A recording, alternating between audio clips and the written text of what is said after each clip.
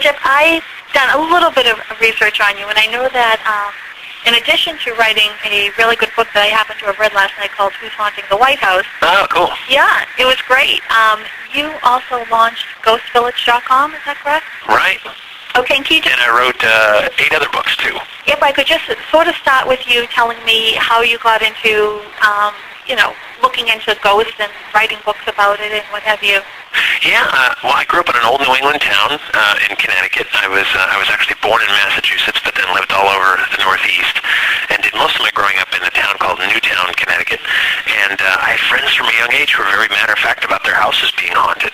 So, these 250-year-old beautiful colonial homes, they'd say, yeah, this old man, we see him walk down the hall, and then he just disappears. And so I'd say, you're kidding, and would break out the Ouija board and would have sleepovers at these houses and try to make contact. I also grew up in the town next to Ed and Lorraine Warren. They've been ghost hunting for probably 55, 60 years. Ed passed away a few years ago. They worked on the Amityville case, so I saw their lectures from a young age as well, and I'm sure that had an influence. And then in college, I went to college to be a writer, and I worked for newspapers and magazines, and after college as well. And then you go looking for these ghost stories around October, and I just got hooked. I got hooked on researching the backstory, the history of the location, but then also interviewing the eyewitnesses. And you interview a lot of people for a living. You get a good sense of when someone's full of it, when they're lying, when they're delusional, when they're confused, and when they've really been moved by something profound that they've experienced. And so that led me to start my website in 1999. I had a couple of articles. One was an interview with Ed and Lorraine Warren. It's still up there. And I wanted to learn how to build websites, so I put up 6 little web pages called ghostvillage.com in 1999, and a little note on the homepage saying, tell us about your own ghost encounters. And it's really grown since then. Now we have over 55,000 pages of content.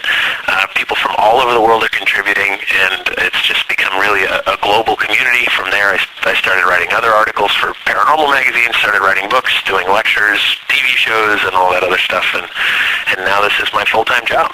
Now, people are going to kill me if I don't go back and ask you a little bit about the Amityville Horror. What do you think? Do you think that place is really haunted, or?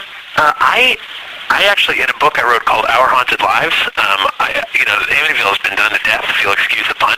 Right. But a few years ago, remember when the third movie came out, starring, I think it was Josh Brolin, was it? Yes. That horrible, horrible movie. Before that movie came out, I said, everybody speculates, was it true, was it not true, was it a hoax, was it not a hoax? I wanted to hear it from the horse's mouth, and through a friend and colleague, I was able to hook up a very lengthy interview with George Lutz. And George Lutz is the guy who lived there. It's his story that all the books and movies have been made into, and so we spoke for hours and hours about everything that happened from the summer of '75 to the movie. And it actually turned out to be the last major interview that he gave on the topic, because he was involved in his 13th lawsuit related to Amityville, and he got a gag order, and then he actually passed away in the spring of 2005. His wife died years earlier, so that story is going to go to the grave now. But what I wanted to do was just basically publish his side of the story and try to ask the questions that I think we all have. And I didn't have him hooked up to a lie detector, and so I'm not entirely sure. I know, based on what he said was not nearly as over the top as Jay Anson's book, and nothing like the movies. The movies were, the third movie was really just a terrible movie. I mean, even though it was, loosely based on a true story. Nothing was as over the top as even the book, but still, I believe something happened there, only because there were 6 murders.